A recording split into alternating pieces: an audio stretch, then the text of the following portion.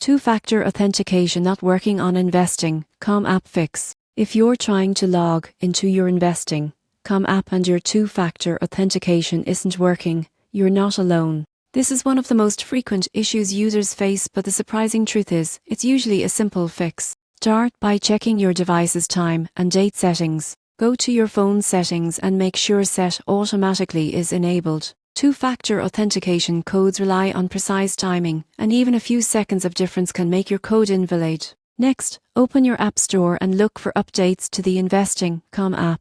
Outdated versions can cause login errors or fail to properly sync with authentication systems. Update the app, restart it, and try again. If you're using an authenticator app like Google Authenticator, Authy, or Microsoft Authenticator, open it and choose Sync Time for Codes. This corrects any timing mismatch and usually fixes code failures immediately. If you're using SIMS verification and not getting your code, switch off your phone and try connecting via mobile data instead of Wi-Fi. Some carriers and networks block automated texts, which prevents the code from arriving. If you've recently changed phones, reinstalled your Authenticator app, or restored from a backup, you need to relink your Investingcom account. On the login page, tap Can't Access Two-Factor and follow the steps for account recovery. If none of these solutions work, uninstall and reinstall the Investingcom app. This clears corrupted cache files and reestablishes a fresh link with the server. After reinstalling,